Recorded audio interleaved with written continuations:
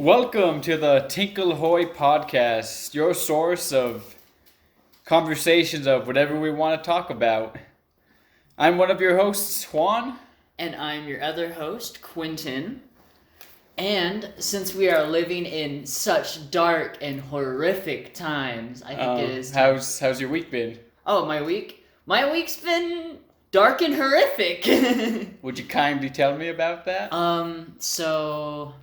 I've been neglecting. It's weird when you have all the time in the world to do anything that you want, and it's like you still find a way to neglect the things that you want to do. I do that all the time. Yeah. When I told you, with this lockdown going on and me not working, I was just getting lazier and lazier, not even wanting to do my workouts, because when I have too much time, I end up doing nothing. Yeah. So it made me kind of realize that I feel like I'm going to be the type of old person that I don't want to retire. What do I do in my free time? I need to keep myself busy. Yeah, no, work is definitely fantastic because it's something that you mostly can't avoid. Yeah. And something that you get used to eventually. It's not going to be something new every day that you do it. But, I haven't been watching the shows I've been wanting to watch. I haven't been playing the games I want to watch. I haven't been doing anything that I want to do, but I've been doing other stuff. I've been reading more books. I've been doing some yard work around the house that's been needed to be done. This is like you've been quite productive. Yeah, but I'm still neglecting the things I want to do. I haven't watched an episode of Community in a while. I haven't watched an episode of March Comes In Like a Lion. I started JoJo's Bizarre Adventure, though. I thought you started before. I tried to start before. I started with the older series. Yes, I started with I think it's 1996. It's not even a 1998 anime. It's a little bit older than that. But I tried to start it with that. But that one, it starts in the middle. But Netflix kind of has it really good, because they start at the very beginning with their series. And it's 2 series. It's not just one on Netflix. Uh-huh. It's JoJo's Bizarre Adventure, which is the OG JoJo's Bizarre Adventure, and then it goes into Stardust Crusaders. But that show, knowing about JoJo and all that, going into it is still a fucking trip. One of Dio's introductions to the main character is he hops out of a carriage in the most gangster way ever, just full 3-point hero landing, fucking stands up, the camera zooms to his face and it does that dramatic musical sound effect, and then he kicks a fucking dog in the face. The same dog? No, Danny. Or does he just find a dog? Is there a dog always there? It's a dog that's always there. And all this shit happens episode 1. And I was like, I got 21 more episodes to go on this shit. Even more, because aren't there 4 different seasons of different JoJo Bizarre Adventures? Yes, yeah. So on Netflix, if you look, it says it has either 78 episodes or 72 episodes. So that means that it's 22 episodes dedicated to JoJo, and then it's 50 episodes dedicated to Stardust Crusaders. Because I guess they vary on length, which is surprising. I mean... episode length or time length? How many episodes it takes for them to get through an entire story. Because... when I look at what JoJo is, this first JoJo's Bizarre Adventure, it's not going to take them a lot to get through the story. I'm on episode 3, and it's already getting to the big event. It's funny when you think of that. Have you noticed that in modern day manga, arcs finish quicker than they used to in the past? I could definitely see that. Because think of One Piece, Bleach, Dragon Ball Z. When we got to an arc, we were there. One Punch Man, One Punch Man, yeah. That's a modern one, but we'd get to an arc, and it would take like 20 to 30 episodes. We'd be in this arc. Yeah. But now, like, in modern anime, like, arcs conclude quickly. Like, Hero Academia arcs is like 6 episodes, the arc's done. Like, this was going on, it's done. Because I was rewatching Bleach and remembering just, like, how they're, like, they go to Soul Society, like, in episode 20, and they're there all the way to episode 60. And I'm thinking, like, what if this was a seasonal anime? How would they have cut this up? Because usually now seasonal anime, you know, it's like, we're going to show you this arc. Yeah. And it might be 12 to 24 episodes, and then you have to wait another season, another year or so, to watch the next arc. Yeah. Well, I mean, I definitely see that in, like, Bleach, Naruto, and older shows. But an older show that didn't really do it, as far as I remember, is Inuyasha. Arcs would take... Oh, what do you think of the sequel coming? I'm not excited for it. Why? I just don't know. Is it kind of the idea that the story concluded, just leave it, you don't gotta do anything more with it? Yeah, and then with... I hope they don't call her Inu Hime or Hime Yasha Hime, because that means her name translates to either White Princess or Dog Princess or Princess Dog. I don't even know. Speaking of white, have you ever heard of the holiday White Day? Yeah, I have actually. Yeah. Yeah, I just learned about it. I was watching Monthly Girls Nozaki-kun.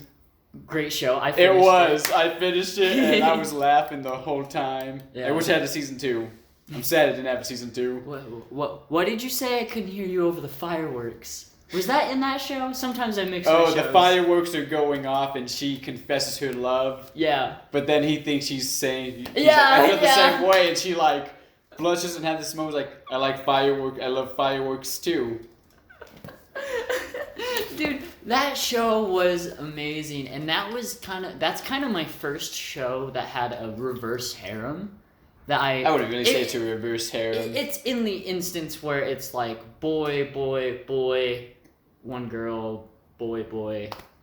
It's like for every character, there's someone that they want you to like. Yeah. These people are a couple. Yeah. Or maybe they will become a couple. But like when I watch romance animes, I feel like it's more like even ground all the way around kind of thing. At some point in that show, you're kind of like iffy.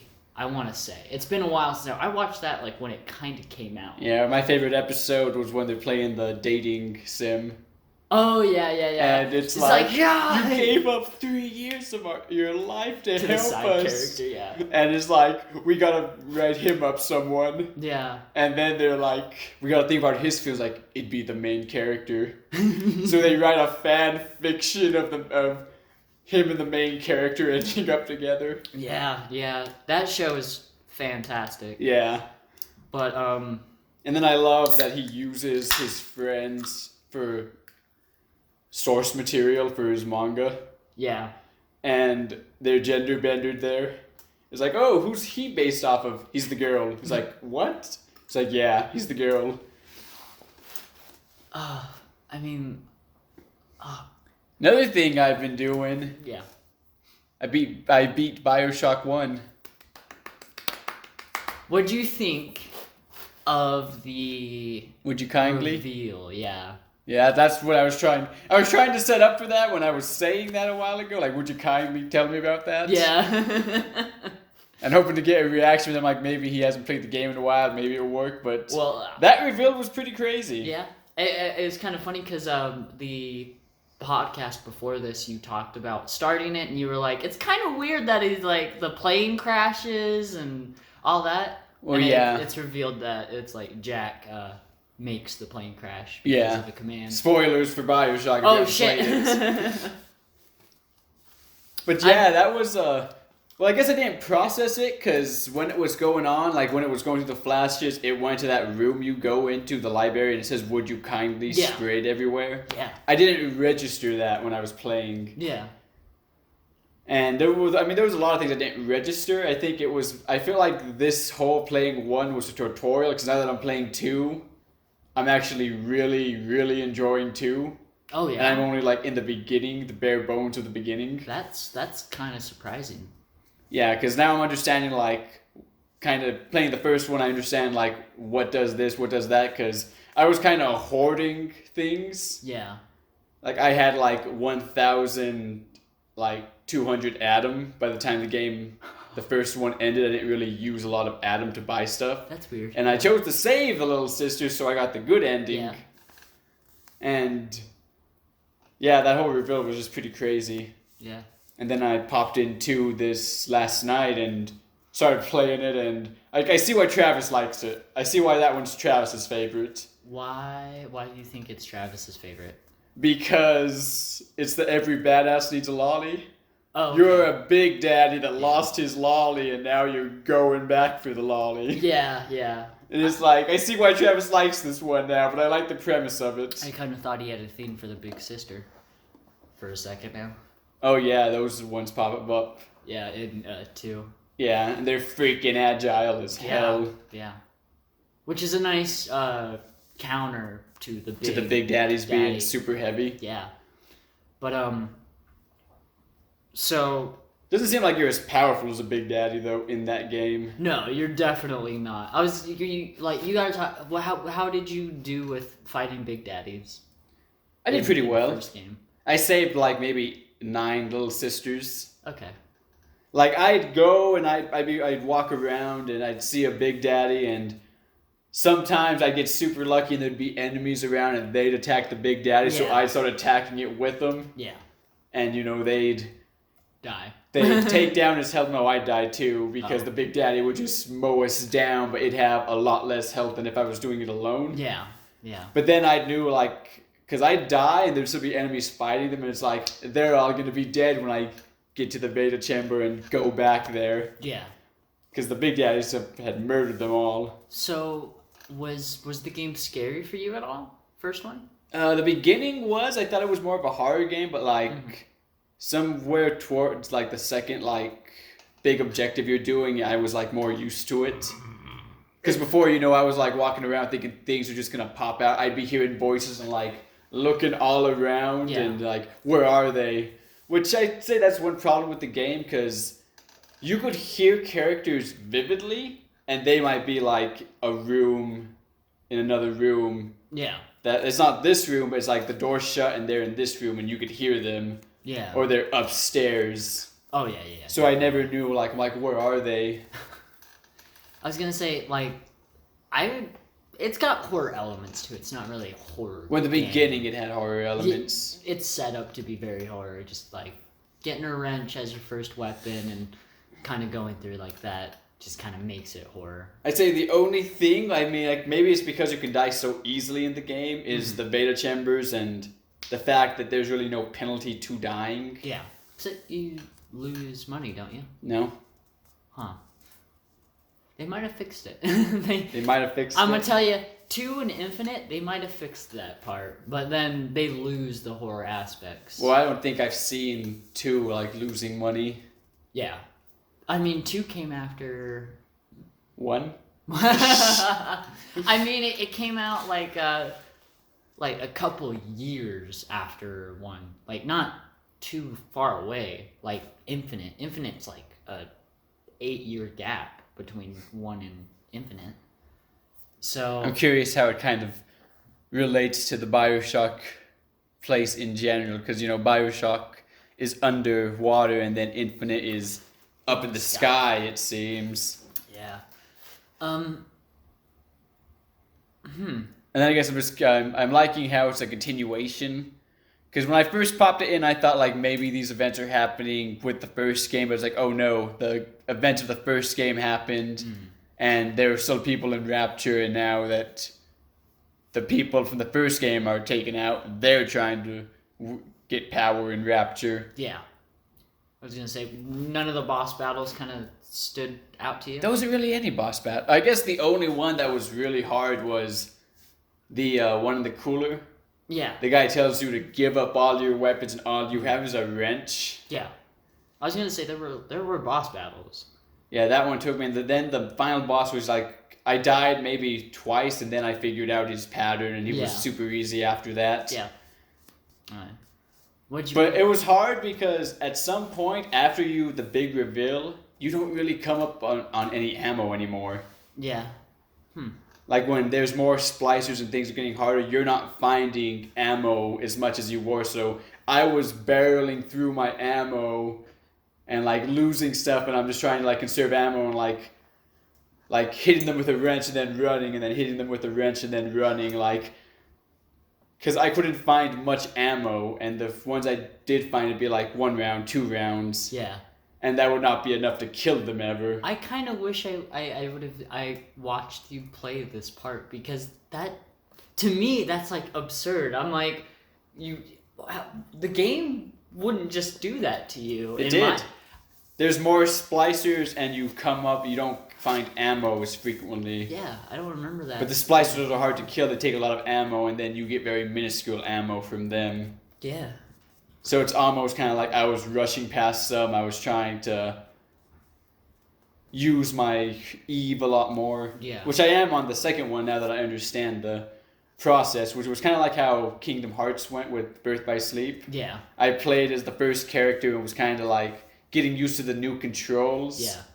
So, and then I played the second character, was a bit more accustomed to the controls, and then the third character I understood everything and just kind of like had a lot of fun with them, because I understood like how to make your attacks even more powerful, how to go into like little power-up moments. Yeah. Are you telling me in order for you to fully grasp a game and its mechanics that you need another game before that teaches you all of it?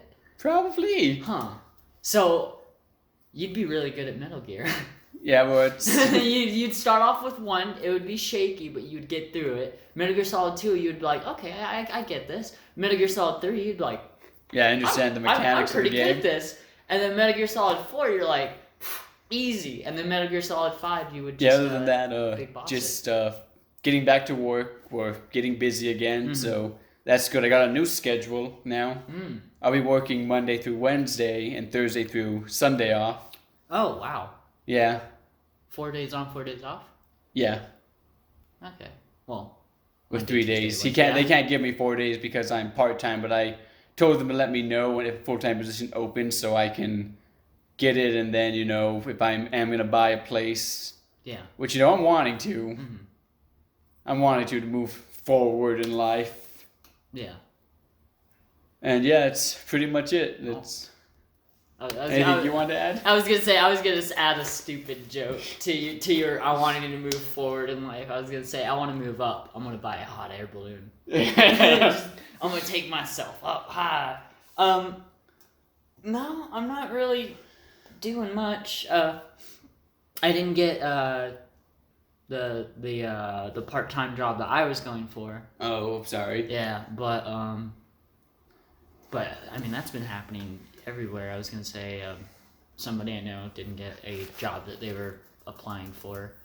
I mean I understand it, because imagine the workforce dies, everyone goes into quarantine and no one's working anywhere, and then out of nowhere floodgates open, everyone's rushing out trying to get jobs.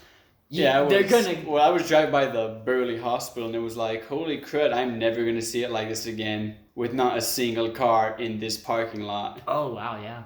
And now I'm seeing like cars coming, like I think they're slowly bringing people back to this hospital. Yeah. But it's like, yeah, we ain't ever going to see this again, empty hospital parking lot. Yeah. It's kind of weird how much the quarantine stopped everything, but nothing's really changed with me that much. Haven't really been playing. I beat the Zero Time Dilemma, the non-rare games, the third one. The ending was stupid. Are there multiple endings, or is it like the ending you got was stupid? The true ending was stupid. The true ending. The true ending was stupid. Do you mind if I explain a little bit? I guess it's not. I wouldn't go into detail. Want to learn? I just want to surmise. Because eventually you want to play those, and down for it, especially if I'm going to have like a 4 days. I wouldn't want us to play the third one. You don't want us to play the third one? I wouldn't, because it is so garbage. It is hot garbage. Hot garbage. Would we want to play it together? Because I would go through it again, but it's everything they did was weird and dumb. You wouldn't mind if we played through it? I wouldn't mind. Okay, we'll play through it. I won't say it then. I mean, if we're playing halfway through and it's like, this is hot garbage, just tell me what happened at the end. Yeah, I was gonna say, if you're interested in a hot garbage ending for something that doesn't really make a lot of sense, ZTD, it's like something 2. That's the ending. It's the true ending is something 2. And oh my god. Can I say something about it? Sure. Okay. Because you seem like you want to. It tries to shove morality down your throat, but it's like pointless morality. It's like morality that you shouldn't care about. And it tries to shove it down your throat twice in 2 different ways. Well, I had that in BioShock when you come across the first little sister, because me knowing about the Big Daddies ahead of time, I thought I'm gonna harvest it and the Big Daddy's gonna come crashing somewhere. Oh yeah. So I saw a curtain and it's where the vending machine is. I found out after the curtain opened. And I'm like, is the Big Daddy there? And he's hiding behind the curtain. It's like, the Big Daddy there, and then it's going to activate when I harvest it. Yeah. So I spent a good 2 minutes looking at the screen and rescue and harvest. Oh, yeah? Yeah, because I thought the Big Daddy was going to show up, and I thought the Big Daddies were going to be super hard. Mm. They weren't as hard as I thought they were going to be. I thought they were going to be it's very hard for you to kill a Big Daddy. That's why I thought they were kind of avoidable at times. Yeah. Which they are, because they don't attack you until they're attacked. But I thought they were going to be huge tanks of monsters that you're lucky if you killed 3 in this game. Yeah. But they weren't that. They weren't as hard as I thought they were going to be. Yeah. Speaking of that, let's get to our topics. So, should I restart my intro to the topic? Sure. So in this horrifying, dark, and bleak world, it kind of feels like we're in a horror movie. And speaking of horror movies, that's all I have for it. You just wanted to do a segue. Yeah, I just wanted to segue. Speaking of horror movies, final girl trope. Or best final girls, in our opinion. Because we all know what the final girl trope is, but yeah, we just the want to ones talk that about... come across all the bodies. Yeah. You see the original Halloween, right? Yeah. Isn't it just kind of weird thinking of Michael Myers stuffing people into closets and doing stuff like that? It just tries to hide them, or I mean, we could dig into his psyche and be like, oh, he's gay. he's shoving people into the closet because he's afraid to get out. I don't know, Michael Myers, nothing. It's just, I think that's the whole point of him. He's just kills and he has no reason to kill. Yes, yeah, definitely. I mean, the original, in the countless sequels, they gave him a reason, even the stupid reason with Halloween, the Curse of Michael Myers. Which was? Something that the whole town was in on it, and they cursed Michael to kill all of his family so they'd have a good harvest or something, I don't know. Oh. It was something really stupid. Curse of Michael Myers is really stupid. Yeah. It sounds kind of stupid. I don't even know if he's human or something else anymore because they've changed it. Well, in the most recent one, they retconned all the sequels, even Halloween 2. Oh, cool. And... Oh, because they started from the beginning, didn't they? Well, it's a new timeline. Say Halloween 2 never happened, and now there's just Halloween and Halloween 2018? I forget what year it came out. 2019. 2019. Probably. Because that wasn't... Were we in Pocatello? Yeah, we were in Pocatello. I remember I went to the movies. 2019, 2018. Yeah, it was one of those. Yeah. So, would you say Halloween Girl? No, wait. My best final girl? Yeah. Arnold in Predator. He fits the criteria. He does fit the criteria. Everyone dies and he's the only one left. But then we open up the spectrum there. But for me, fucking Ripley, dude. You can't forget the OG like last survivor, and it's like. Is she the OG? Yeah, she's the OG last survivor woman, and then it's like buck up or fuck up kind of moment. Yeah. Where she decides to buck up, and I don't know. Ripley's always been that strong. I mean, she doesn't really buck up in the first movie. No, she's strong. She's strong before, and then when shit goes down, she gets stronger in a way. I say the second one she bucked up more. In the first one, she's kind of running. She's trying to get out of there. Yeah. And then, it so happens the alien is on the escape pod she just took. Yeah. Sleeping. Was it sleeping? Where it's like tucked in a corner and like she's doing that, it just like flares its arm out and she jumps and then it's just getting up. I don't know. I mean, aliens have always been like a hard thing to like kind of understand. Is like, are they blind? Are they not smart? In the original design, apparently, like you can see their skull, like in the thing. Yes. I still always picture that when I think of aliens is like the skull with the elongated back. Yeah. But that's like some of the hybrids that come out. That's like the Queen had the ornate little head thing. I remember you told me that you watched Alien 2 in Pocatello with what's her name, and then you were confused. You thought it was really stupid how the Queen like unexplainably shows back up. Yeah. Well, are we talking about the elevator? Yeah. I was gonna say because like Ripley takes an elevator. Like there's two elevators. And Ripley takes one up, and then the Queen, like, looks at the elevator, and, like, looks up, and then takes the elevator Well, they're up. smart. I know, but it's, like, the weirdest thing, because Ripley, like, runs a little bit, and then she turns around, and she hears the elevator going, and, like, she's watching, and then the elevator doors open, and it's there. It's like, whoa! Have you ever seen when they're actually filming the other girl that dies in the first Alien movie? Well, in the movie, it's cut that you just see the alien's tail going under her, and it's implied that she gets stabbed. Yes. But when you see them when they're filming it, the alien's like doing a crab walk to her. I feel like I have seen that. You have it's like were we supposed to see that? Is that what the alien actually did, or is that what they had to do to get the tail to be in that position? Probably. Or was the alien going to crab walk to her? I mean, when you think about it, if it's uncut kind of thing, or it was cut, sorry. Like, they could have gotten the tail effect through other means than actually having the actor in the suit get up there. Also, he could have walked into position and then, like, laid down or sat and to have him get the tail. I mean, how many suits did they have? That's kind of a question that we should think about. Just think about it.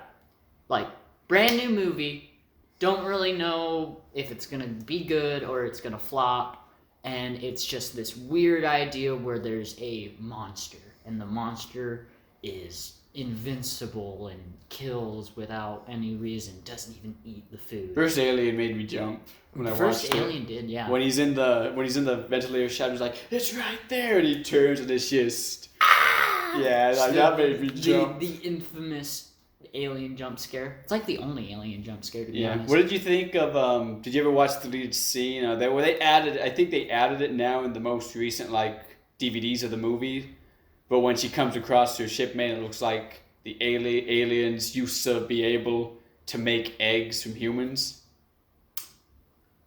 No, I don't know, actually. Well, he's like pinned up to the wall in that like mossy stuff. Yeah. And then it's like, that's another one of our crewmates. He was human a couple hours or days ago, and you see him like morphing into something. Yeah. But doesn't that get rid of the whole facehugger thing? And the egg thing? Or wait. Well, the Queen wasn't invented at that point when the first one came out. Yeah, sorry. Yeah, no, I get where you're taking this. I mean, I just feel like, yeah, they had that as like the original plan, but then with the success of it, they're like, we got to make Aliens new and fresh, like every time, every single sequel. It was always like, we got to make these new and fresh. We can't just change it up a little bit. So they add a new aspect to it every single time, definitely. Because two was when eggs are introduced. Yeah, the queen. Yeah. Ripley comes across the queen and it's like on its back or something. Yeah, I thought it was like suspended with these tubes. I think well maybe it is, but I know in Alien vs Predator it's like up in the air by chains and just forced to birth, basically compute. Dang, I can't think of a quippy thing to say for the Predators. Like hive mind computer drones. For the Predators to fight. Oh, CPUs for the Predators to fight. Level 2 smash CPUs of Aliens for the Predators to practice their new. Oh no, they were in level 2. I'm sorry. If you watch when you watch that film, it's stupid because the same one alien kills 2 Predators. Mm. Oh, the one with like. There was an alien with a scar? It gets a net because the Predator shoots the net and the net's acid-ish. No. Or the net like tightens and we've like he did it to a previous character and we saw it like squeezing and cutting into his skin. Yeah. So it cuts into the alien's skin, the acid blood, and it gets out and gets the upper hand on the Predator. Yeah. Can we think of any other final girls in movies? Or like badass final girls, or like in general? Because badass are some of our favorites. Because honestly, I want to say Sydney from the Scream series became more badass as the series moved forward. Was she in more of the series? She was in all of them. Dude, I've only seen the first one. Yeah, she's in all of them. Oh gosh, that's interesting.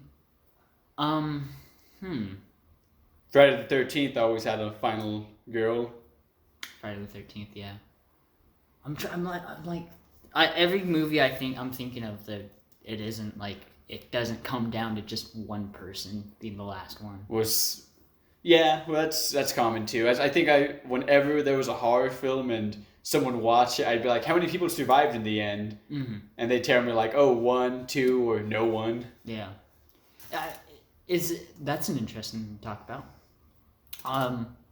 What is scarier in a horror movie? Is like one-on-one, one-on-many, or like 2, 3 people against one? Like one monster, 3 people, one monster, one person. Like aliens versus like a couple of people, or aliens versus one. Like what's scarier? What's a better way to make a horror movie in that instance? Because in my first instinct, it's like many on one. The idea that it's like you can learn, you can adapt, and get like one of them killed or whatever. But there's still a bunch of still others. It's like you're still gonna like wrong turn. Yeah, you're gonna get overrun. You're gonna fail eventually. That's yeah. I can see that. Because it's like reminds me of They, where there's like monsters in the dark kind of thing. They them trying to. It was an old movie. I still think about it every now and then. Yeah. Freak. I'm trying to think of it. Well, most horrors I wouldn't say are scary. It's just jump scare. The Conjuring series, the Insidious series, they're just jump scare. Yeah. And then, like, I was hesitant to watch the first Insidious when it first came out because, I don't like the kind of ghost, demon horror films. You don't? Not really, no. Those ones actually kind of scare me. Huh. But, like the first Insidious, the only thing that scared me was that freaking old lady. Yeah. In the ending scene. Yeah. Huh. And then I'm not afraid of that anymore because in the second one you find out it was just a guy dressed in drag, and the second one's just so comedic. Yeah. Because Travis finally talked me into watching it, and I'm watching it with him, and like, there's the part with the wife gets the phone call, like, I think your husband's possessed. And she looks up and the husband's just right there at the doorway staring her down. I haven't seen Insidious 2. Oh, and but then it there's sounds the like a freaking part trip. when, like, the paranormal guys get a guy to go in, and then it's like, what's gonna be the cat, like, the thing to say if, like, trouble comes? And it's like, say something like quesadilla. And then, like, he's getting choked by the guy. He's like, quesadilla. I don't know. The second one was just really comedic. I remember Travis was like, the second one sucks, or like stuff like that. But then he told me the third one and the fourth one were really good, I believe.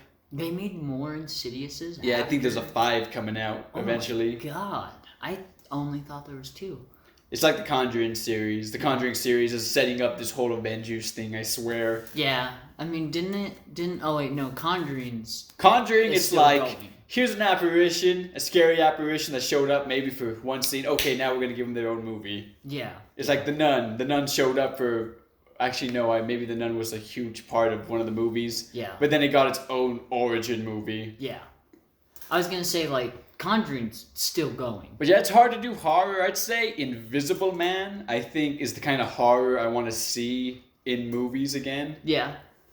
Because it was kind of like that subtle horror. Because there's my favorite scene in the movie. It's when you first like find out the guy's there, and the girl like walks and like the door's like, I think it's wide open, or she goes outside for something. Yeah. And she's just like there, and like, you know, it's cold and her breath's going, and then you see another breath behind her. Yeah. Knowing that, like, holy heck, he's right there. It's like a really bad, like, hide and seek player. I don't know. I just feel like the idea of him kind of like getting close to her and like kind of showing that he's there, not to her, but to the he's audience. wanting to torment her. I know, but it's still kind of like it's understandable in the idea of the story. I mean, the story, is convoluted. I mean, you got this guy that just built like maybe $1 billion suit that turns invisible, and he uses it to go after his ex. Yeah. I mean, good idea. The simple ideas are the best. Yeah, well, Universal said they don't want to do the Dark Universe anymore because The Mummy was such a flop. Yeah, and they want to focus on individual single films as standalone. Did The Mummy ever come out? It came out, yeah. With Tom Cruise? Yeah. I need to watch that. I'll watch it with you. I haven't seen it yet. Hell yeah. Let's fucking watch that somehow. Oh, because it couldn't have been that bad, right? I think it was. It was like famous last words. But Universal now wants to do standalone, so I'm curious what they'll do with something like Dr. Jekyll and Mr. Hyde, or The Creature from the Black Lagoon. Dude, take it from me, Dr. Jekyll and Hyde's gonna flop pretty hard. Why? I don't know. Just that kind of story can't be done with big company money, because it's always just gonna be like kind of weird, kind of stupid, kind of convoluted. But like, it came. I have faith. The Invisible Man, in the original story, it's a potion he takes that turns him invisible. Yeah. But in this one, it's a suit. Yeah. And it's like, you know what? I have faith that they could do it. They could do it well. They could change it up and do it well. Yeah. Huh.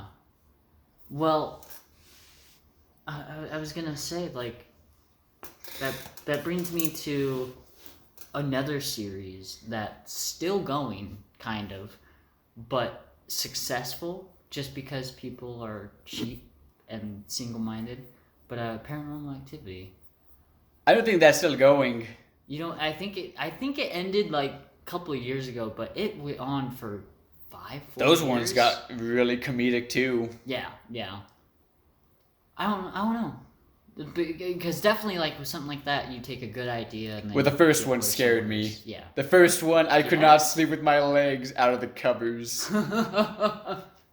Dude, you just need to go into horror movies with black humor and a fucked up brain. That's you, Quinton. I know.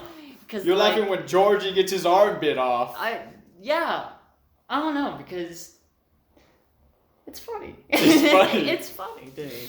Yeah, no, I'm definitely a little messed up in that sense. That's why I like horror movies. I like watching horror movies because I think they're funny.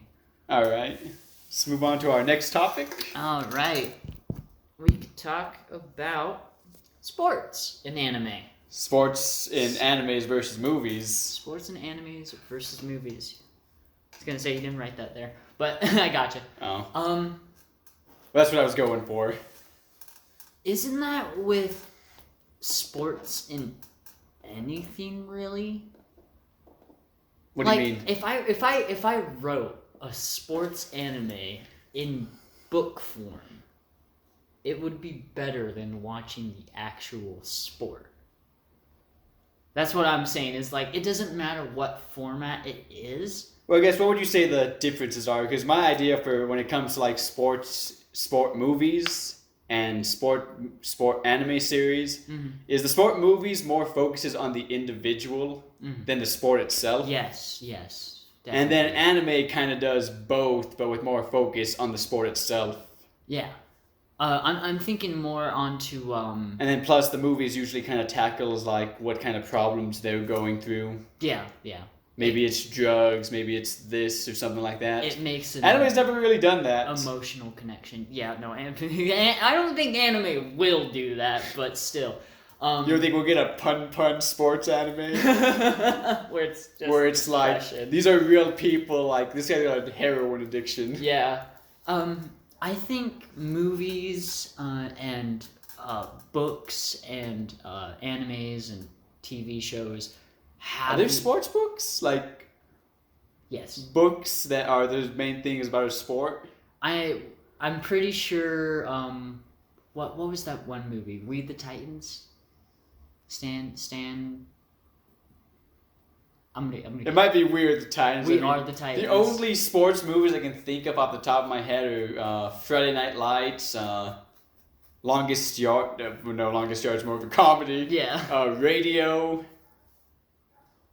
Dang it, I had another one, but I can't think of it. There are plenty of... Coach Carter. Oh, okay. I'm not going to say there are plenty. That was a basketball There one. are sports books. There has to be. There's no way everyone's avoided it. I'm not going to say they're good. You don't know. I mean, I'm thinking of like, I see some shows and it's like, wow, I can't believe no one's thought about this until now. Yeah, no, it's like Demon Slayer, simple name. I'm surprised no one's taken this name yet. Yeah. No, We the Titans, or whatever it is, was a book. It got turned into a movie. I know for a fact that's right. But, I feel like, movies, books, animes, TV shows, blah, blah, blah, they show the impact of anything a lot better than the human eye can capture. In movies? In the books, or in the anime? In all of them. When you're watching a football game and a pass goes down, do you really go, that was a great pass, that was you like sometimes, yes. If it's 100 sometimes, yards. I was watching it was called Haikyuu in real life, and it was like things they've done in Haikyuu and showing them like in actual games. And there's one when it went like out of the court, and there's like things around the court, and the dude jumps across it and then hits it back. Yeah. I'm like, dang. Well, yeah. I'm saying like when it's so minute or it's something kind of subtle. Where, like, unless you're a professional, or you're there, or you're that person that it's happening to, you won't notice. You're that novice character that's going to be in the anime that another character has to explain everything. Yeah. So you've never heard of this? Exactly. But I'm saying, like, in boxing, if you're watching a boxing fight, and there's a gut punch, you don't really understand if it's a big blow or a small blow. You're just kind of watching. You could be like, oh. I mean, sometimes when they slow-mo it, you see just how... Yeah. But that's a film thing. That's not the network decided people like slow-mo. Let's put slow-mo. And maybe they did, maybe they didn't. But still, it's a film thing. But with anime, books, movies, and all that, they show it. They kind of let you feel the moment kind of thing. That's because they go slow-mo. Like, they go into like this super...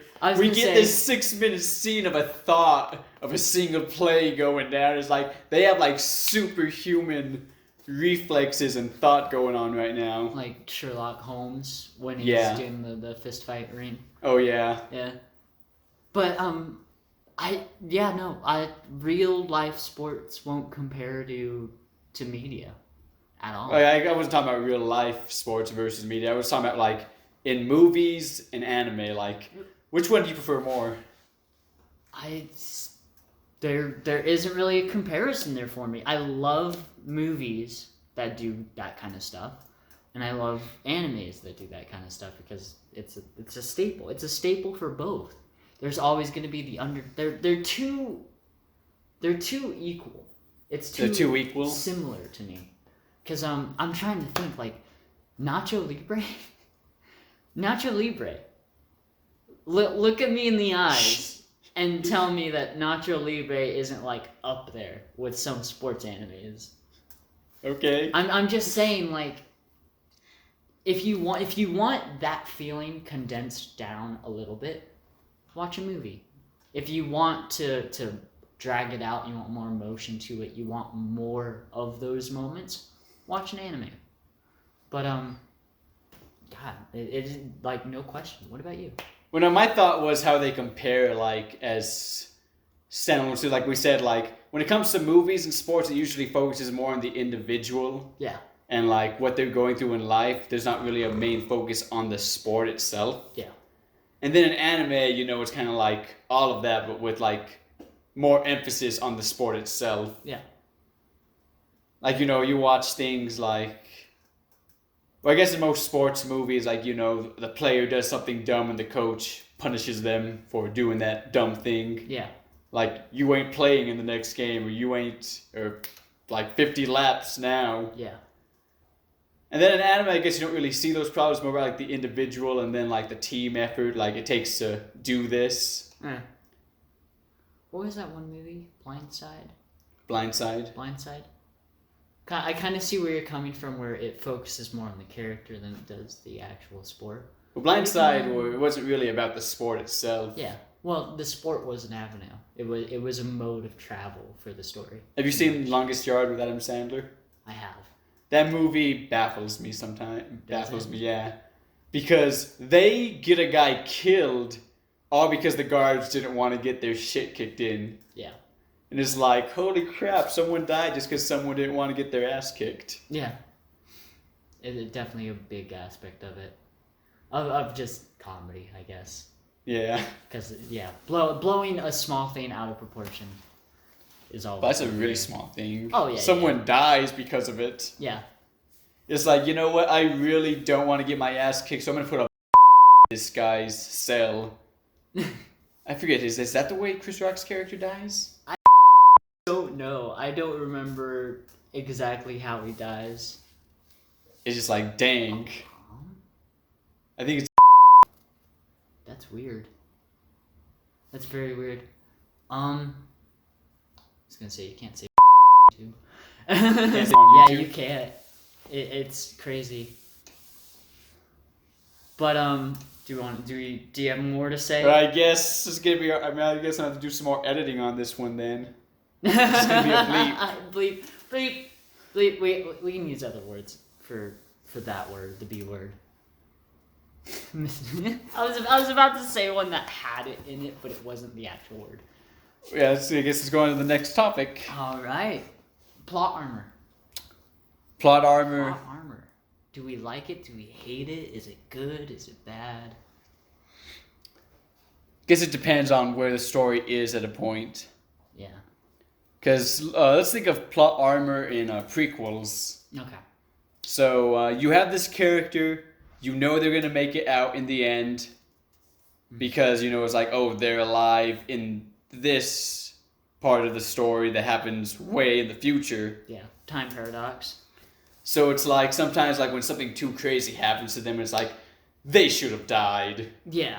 Like, you know what, fairy tale, everyone's got plot armor. It's ridiculous. Yeah. It kind of took my enjoyment away from the series. Because, like, even when I thought, like, someone actually died, it's like, holy crap, that person actually just died. Yeah. And it was, like, this big, impactful moment of the character that died. because it was someone everyone loved and looked up to. Yeah. We'll just ignore that. It was someone that everyone looked up to, and it's like, okay, they just freaking died, and then it's like, oh no, they're just like in a wheelchair now. Yeah. It's like, no, you should have killed them off. Yeah, no. Or like, heck, I mean, even two characters I loved and was sad when it looked like they died. Mm-hmm.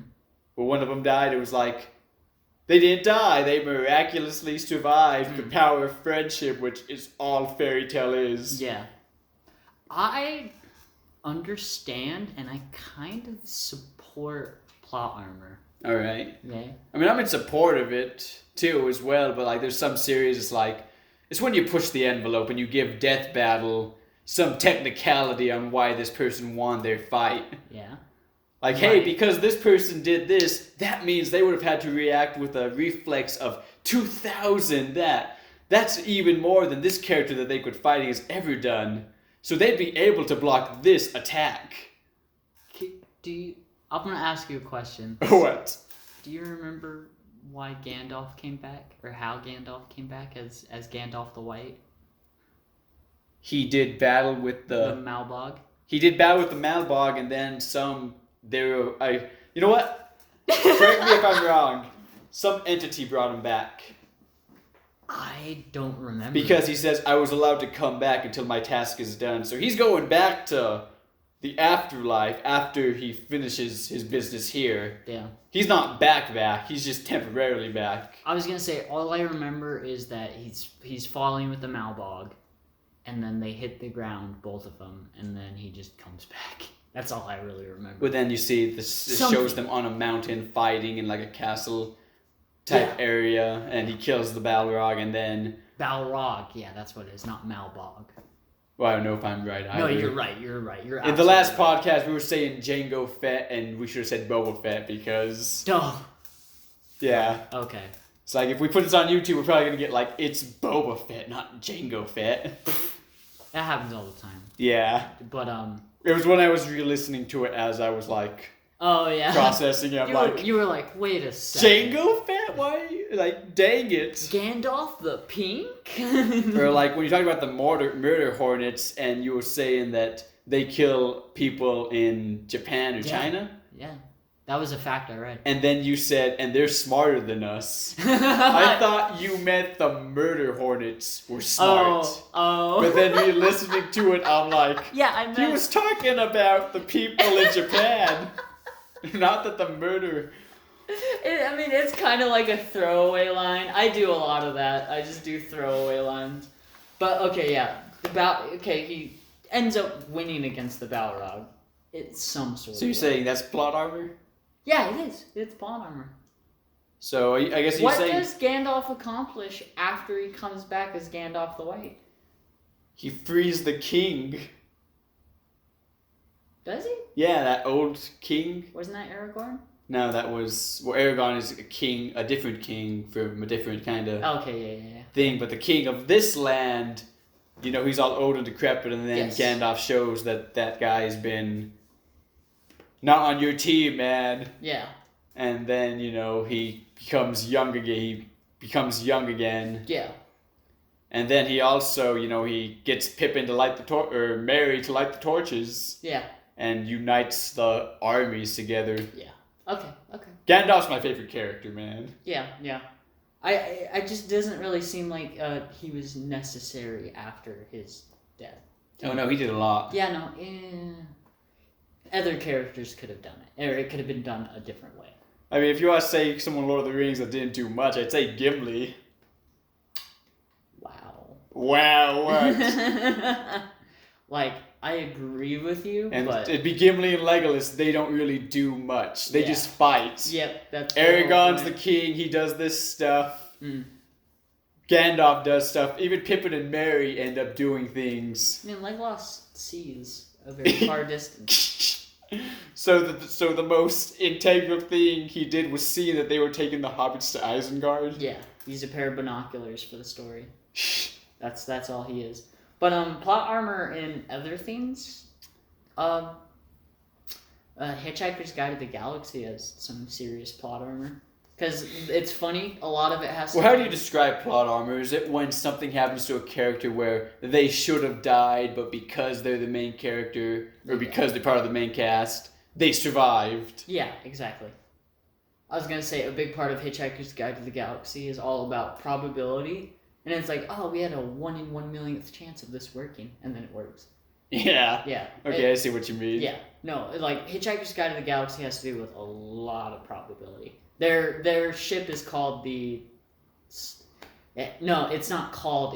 It's called something, but it has an improbability drive, and that allows it to just do dumb things. And that, I think they should make a TV series of that. They should. They have enough...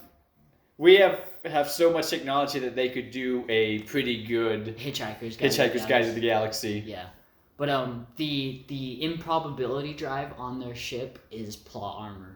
Because it just lets them do things, which is good. I wouldn't want to go anywhere without my towel. But, I don't know. Plot armor, I still support plot armor. Dore Hetero has weird plot armor, because characters that are introduced as villains at first slowly become, like, likable, and then it's like, okay, they're gonna die, and then they... But true, that's kind of making them human and... But no, every single character that's in the main cast gets saved from death, like that. Okay, I see what you mean. Yeah, they're like, there's a part in Dore Hetero. I'm not gonna say any spoilers. Dude fights main bad dude. Main bad dude obliterates dude, and then they vanish from thin air. And then it's revealed that there was always something that could save them in scenarios like that. Yeah, and it's kind of like, why wasn't this like introduced earlier? Sounds like Bleach, because you watch Bleach every fight Ichigo's in. If Ichigo's losing, he's gonna go hollow, or someone's gonna come in. Yeah. For the fight, come in and save him. It's like always. Oh yeah. Is there such a thing as plot armor in movies? I mean, I kind of pointed out one that I think is plot armor, but as you say, plot armor in movies. Yeah. Like, are we thinking like Jason Bourne is plot armor, Taken, Batman movies, maybe? Okay, yeah, I can see Batman having plot armor. I mean, I guess we could, you know what, now that I think about it, we could give plot armor to so many things, because I could say, like, John Wick has plot armor, because there's so many times when it's like, if you just used a gun in this scene, you could have killed him. Yeah. If you didn't decide to go fight fisticuffs with him. You still have problems with that scene, don't you? Oh, no, I love John Wick. I know, but you bring that one up that's all the in general. time. When I watch films, like, if you had a series, it's like the way Deadpool kills Spider-Man in one of the comics. Yeah. Spider-Man's like, people have been trying to kill me for... You know what, there's so many comics, it's a spoilers for just this specific comic. Yeah. Like, people have been trying to kill me for years. It's like, and what makes you any different? Deadpool just pulls a gun like what Spider-Man has him by the thing and just pulls the trigger. Yeah. And then says those people should have tried using a gun. Yeah. Which I guess some people say like his spider sense should have kicked in and realized that. Who knows? Deadpool can defy comic logic. Yeah. I was gonna say, if Deadpool doesn't even know what he's gonna do, can the spider senses pick it up? I also watched Justice League Apocalypse over the break, and that one pretty good. It was a lot of people died. That's the new one, right? Yeah. It's not called Apocalypse. It's called Apocalypse War or something. No, it's spelled in this weird way. I don't know. It's like I saw it, I read the title, and I was like, I sounded it out. I was like, why did they do that? It's spelled... Well, I'm gonna search it out, but keep going. Well, it might be spelled the way it's spelled, like his home planet is spelled. Yeah. But basically, in that one, character that's, a really good fighter in the comics just gets kind of disrespected because they just get sniped. They don't really do much and they get sniped, and it's like, oh my gosh, that was just so much disrespect for that character. Yeah. But at the same time, it's that easy. There's so many characters and things that it's like, if they just did this, they'd be dead. Yeah. Or like with how powerful they are, they should have just ended this quickly. Yeah, definitely. And it's spelled apocalypse phonetically. Phonetically? What's phonetically mean? By like the way the words sound. So it's spelled... Well, that's the way it's spelled in the comics. Yeah, I was going to say it's spelled A-P-O-K... I totally forgot how to spell it now. Like I, and then it has L-I-P-S. Well, I understand you. Yeah. So, phonetically. But yeah, it was really good, even though like so many crazy things were happening. I knew what the ending was going to be. Yeah. Yeah. Disappointing or good? I enjoyed it, but it was just like, I kind of think it should have been like a 2-part animated movie. Mm-hmm. And then it still always gets me mad because it's like, DC, you do such great animated movies. Why can't you do that with your live action? Yeah. Oh, speaking of DC, did you hear the news about Robert Pattinson? Yeah, that he doesn't want to work out because he doesn't want to set a precedent. That is stupid. Bro, get ready for Fat Batman 2028. It's coming. Oh no, he's a twig. No, I'm saying the next Batman. Oh, gosh. The next Batman will be like, yeah, I'm overweight. I'm not going to work out. I'm Batman. That'd make me mad. It would make you mad. I know, it'd make a lot of people I mean, mad. you know what? If you're doing like a play, I don't think there's any problem with casting whoever you want to play this character. But when it's a high budget adaptation, I think you need to stay true to the source material. Okay. Or at least get something close enough to it. Unless it's an entirely new take on this character. Yeah. I was going to say, in support of what you're saying, is like a play. You go to a play. You go see a play in person. Yeah. If you record a play, it's like, yeah, sure, you have a recording of a play. But with a movie, it stays for ages kind of thing. I mean, I kind of understand where he's coming from, Robert Pattinson, but it doesn't make sense. He better pick up a dumbbell, Quinton. Yeah, it doesn't make sense that he wouldn't, like, try to, like, adjust. It's like you're an actor. It's like, and you just got hired to play a character that is in great physical shape. A character that's been going for 80 plus years. If like say we get a Dragon Ball Z movie and Broly's gonna be in it, if they hired like a fat Asian to play Broly, I'd be furious. Yeah. Like, not saying like but this is just in movies, okay? I have to clarify that because don't want anyone getting mad. Like, when I see like the cosplay community, see people get mad at people cosplaying characters that they don't look like, I'm just thinking, who cares? It's cosplay. Anyone can do it. Yeah. I saw a guy that dressed up as, damn it, I'm forgetting the name of Roger Rabbit's wife. Is it Jessica? Yeah, I want to say it's Jessica Rabbit. Jessica Rabbit, and he was a guy, and he just put like pillows where the breasts would be. Yeah, and then I've also seen like that. It's like it's cosplay. Anyone can do it. In a play, I think anyone can do it if they can do the acting. But like if you're doing a high budget movie that's a lot of money is being put into this, you should stay true to like what it is. Or at least the idea of it. Yeah, the idea of it. So it's like, yeah, Robert Pattinson, you better pick up a dumbbell. Yeah. It's just kind of weird if you have to watch a movie and then with certain characters you have to use your imagination or you have to ignore the reality of it. Like it takes you out of the movie. Cause like imagine, I forget the director's name, but he did Batman Forever. Batman Forever.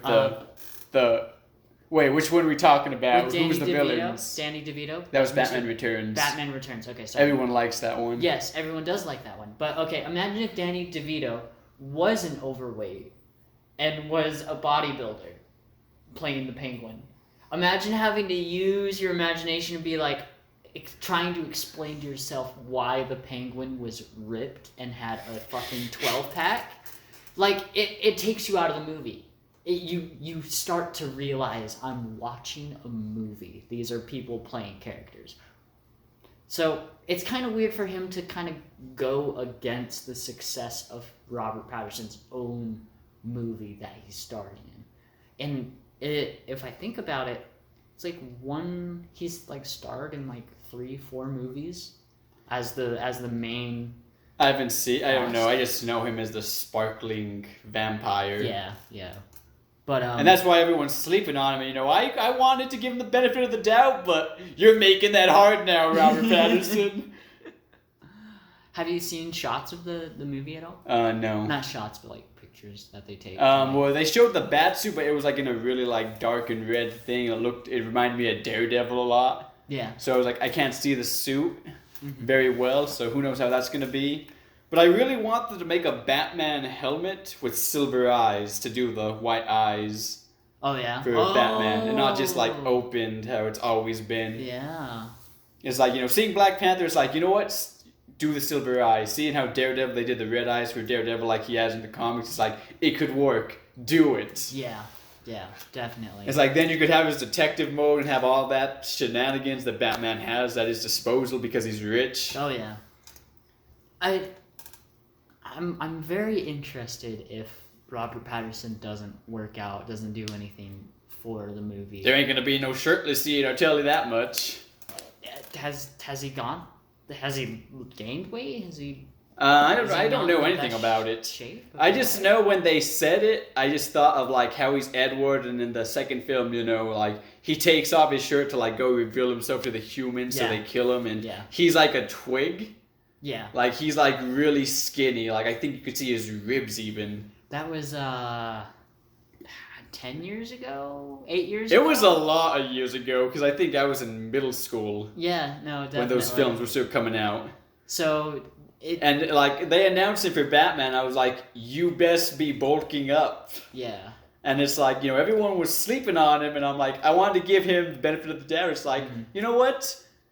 I think you could do good, and now you're making that hard. Yeah. It's funny, because, when the movie comes out, I'm going to probably re-listen to this, and who knows if my words are going to be true. Like, I was wrong. He played a great Batman. Yeah. Well, definitely, once we do a podcast after the movie, you'll have to talk about it. But, do you Evangelion comes out, if it comes up to Utah, we gotta go, and then we gotta review that shit. Yeah, but, do you think, it's supposed to be a younger Batman, right? It's a younger Batman, It's younger Batman. And it wants to focus more on his detective skills than his fighting prowess. Oh, I was gonna say, like, wouldn't it be interesting if they kind of redirected, like, the narrative of the story? Like, in fights, Batman's getting overpowered and all. I don't know.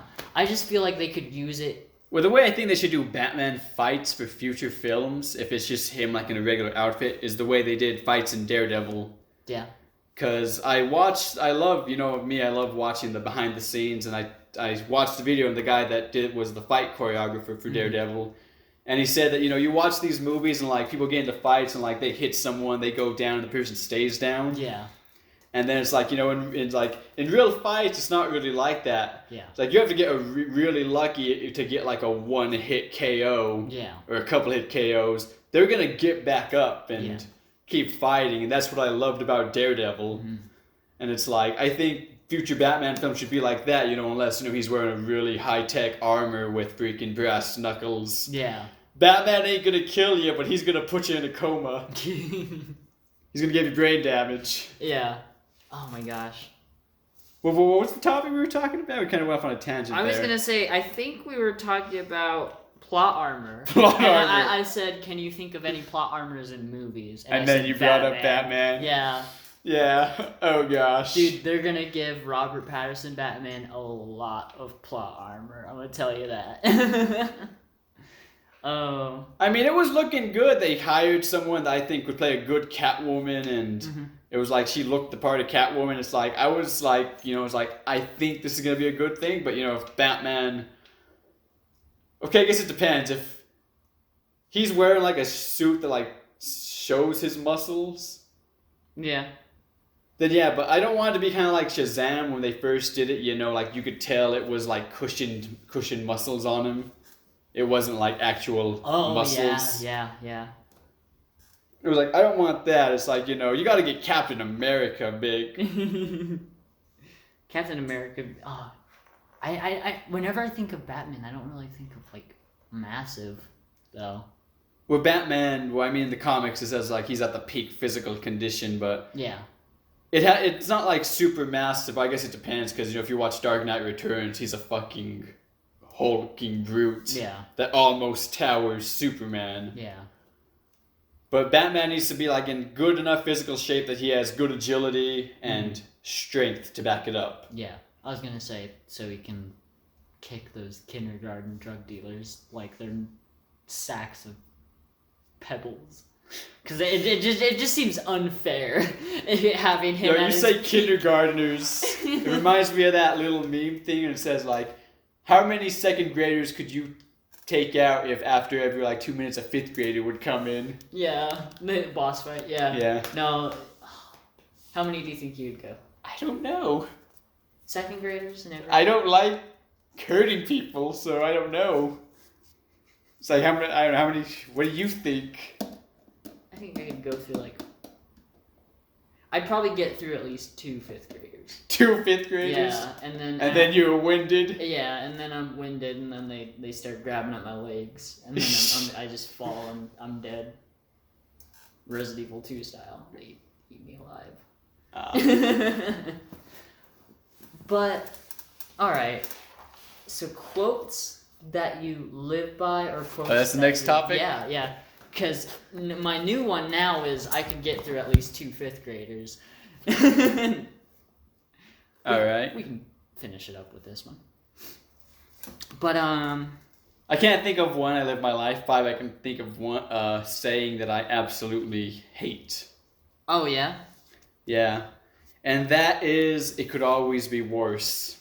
It could always be worse. You always hate that one. I hate that one with passion. Why do you? When someone says like, it could be worse, like of course it could be worse. That's a saying that could always be true, but right now in this thing, I really hate this scenario, this situation I'm in. Yeah. Yeah, it could be worse. Like, oh yeah, I could be missing an arm and a leg. And it's just like, I hate that saying so much. Is it because it's like snarky? It's snarky, yes. I think I hate the snarkiness behind it. You hate the snarkiness behind it? I mean, I know they're not trying to be snarky, but it's less like... It's like, cheer up, it could be worse. And it's like, well, yeah, I could think of an even worse scenario than this, but right now, in this bad scenario I'm in right now, I don't like. Yeah, definitely. So yeah, I can think of a worse scenario, but I don't like this scenario either. I feel like I don't really like that quote either. Because it definitely feels like a dumb thing to say. Like it's unnecessary. Which it kind of goes with your point. I think we share a very similar mindset on that, where it's just like, well, of course! Like, I know this! But I hate, gosh. It's like something, time flies when you're having fun at work. Something like that. Really? What? Yeah. Why do you hate that saying? Because I just don't like pointing it out, or, because that's not what's happening. You don't like exposition, Quinton. Yeah, no. I feel like your brain is turning off because you're not having fun. Okay. So that is the time flying there. But one that I really like is a common mistake that people make when trying to design something completely foolproof is to underestimate the ingenuity of complete fools. Which I absolutely love, because it's pretty much just saying like, nothing's foolproof because fools will find a way because they're that smart. And paraphrasing, but I just love that because I don't know why I love it. It just kind of points the finger at everybody else. Like, because bad things happen is because people are incredibly... Your boost need mean nothing. I've seen what makes you cheer. Oh, have you heard about that? What? Have you heard about the latest Rick and Morty thing? What? I haven't. What? They made a certain disaster, I don't know if I should say it, but a certain disaster jokes. I mean, I don't care. They made 2 certain disaster jokes.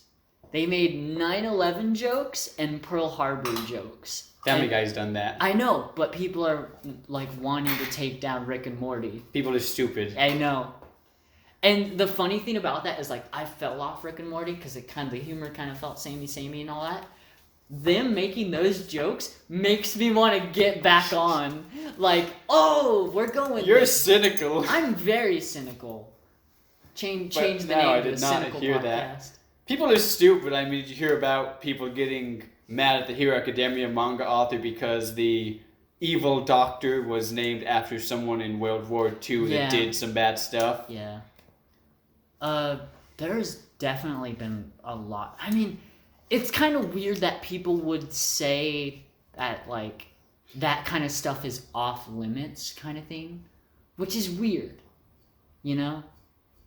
Well, I mean, South Park tackled the subject of, They like... did. It was when they were going to put, like, Muhammad on TV, and Kyle brings up, like, if you do this, you're drawing a line of, like, this is...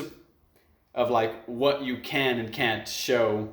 And, I mean, I think there are specific rules that I think are true to that. Like, you know, sometimes you watch Cartoon Network and you kind of, like, like, old cartoons you watch, and it's like, I'm surprised that this, like...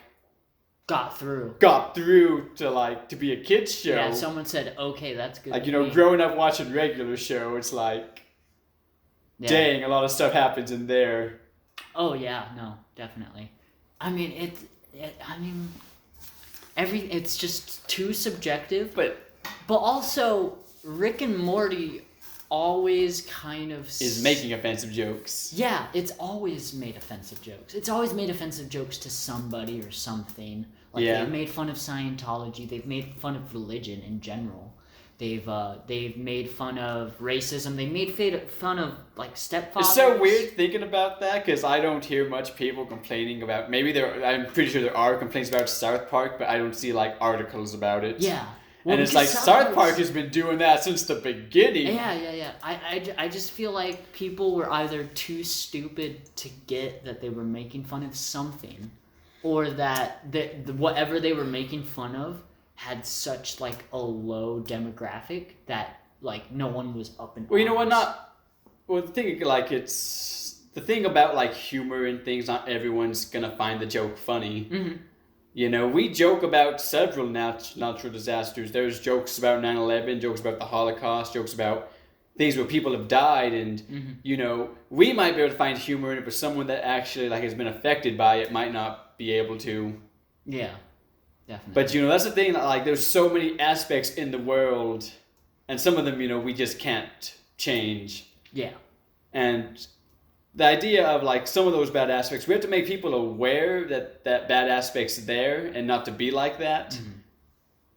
But not to be, like, super, like, acting like it's worser than it is, like SJWs do.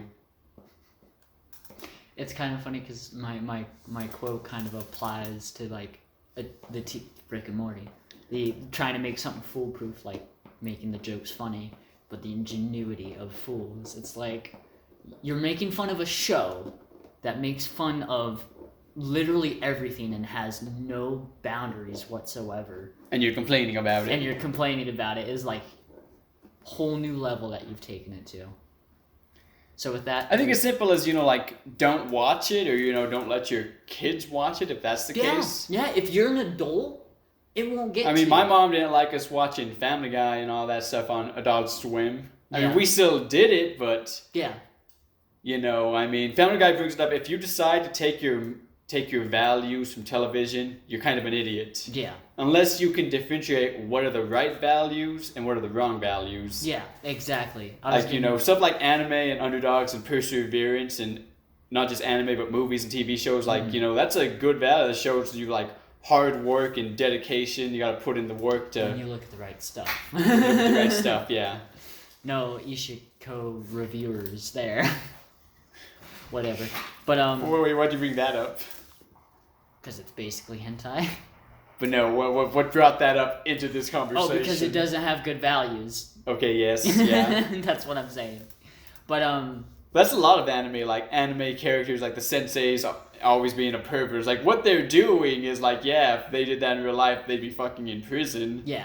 But it's like, you know, you could laugh at their antics. Everything is right in the world of fiction. Yeah.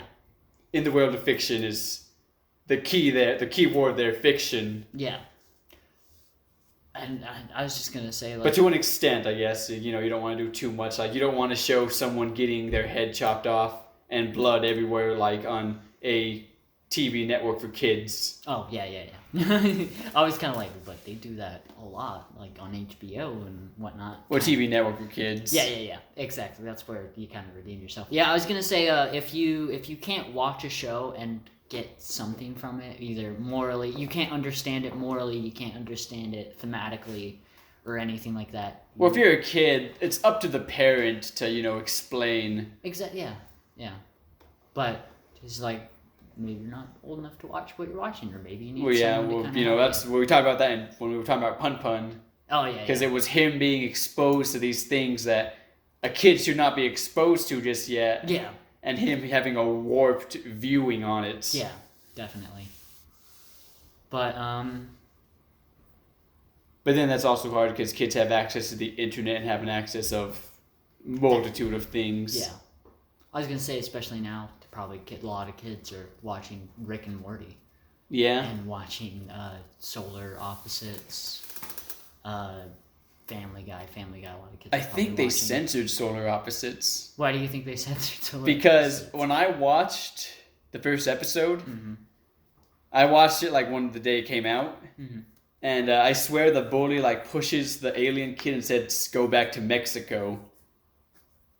And then I rewatched it with my brother, and she pushed the alien kid, like, "Go back to Uranus." Okay. And I'm like, did they censor it? Huh. Like, was that too offensive of a joke, or am I remembering wrong? Is this the pendulum effect?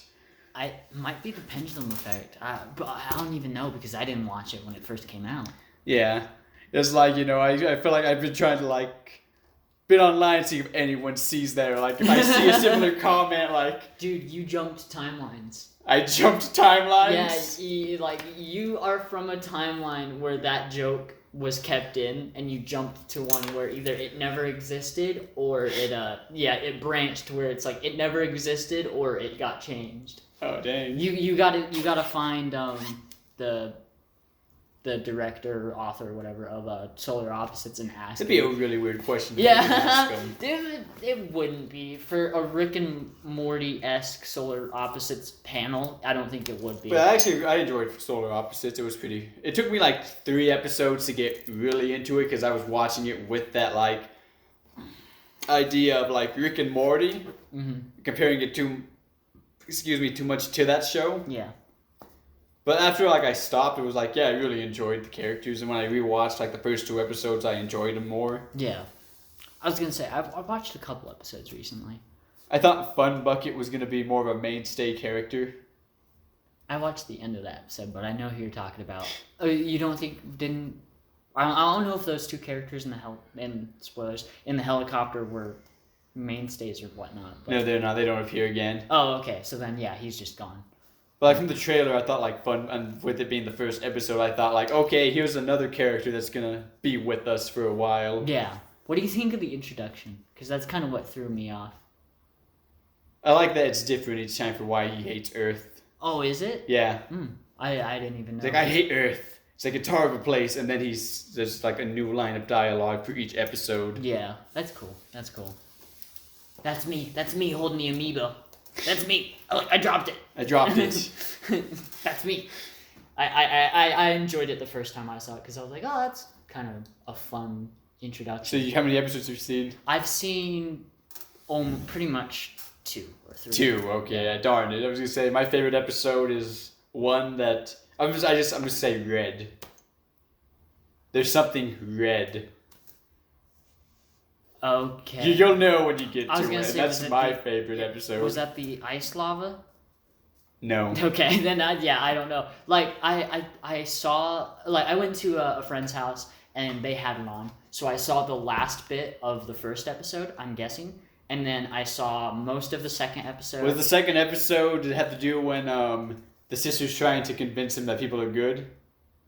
I thought that was the third episode. Is that the third? Is that the third? Have you seen it? I saw it a little bit. Are you talking about the whole Nazi section? Yes, yeah. Yeah, you liked that part? That part made me laugh. I thought it was pretty It's cool I put devices on all the people that were mean to you.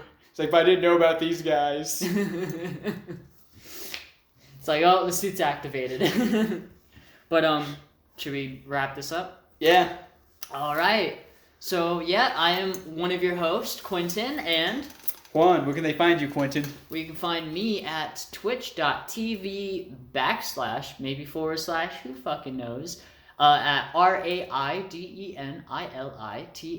raidenilith, Twitch. And I didn't stream yesterday, sadly, because I actually messed up, which is a funny story. But you should have talked about it on this. well, I can talk about streaming on another podcast. Like what my experience. Oh, you want to do another podcast? Yes. I guess I'm confused by that. I feel like you meant like a one separate from Tinkle Hoy. No. I want to do another podcast episode. But I stream Valorant. I stream games that I just want to play. I stream new games. And yeah, that's about it. And me, you could find some of my artwork on Untasted Art. We're on Facebook, Twitter, and Instagram. We don't do too much on Twitter, but maybe that will change. I'm trying to get a YouTube thing put on, but I'm not sure what kind of material we want to put it on. And also, speaking of YouTube, this would be the first official one on YouTube, since we're at 5 episodes now. Oh yeah. So now kind of like more invested in this, and now I think it's a good time to put it on YouTube. Yeah, it's perfect time to do it. Yep. I'm excited. That's it.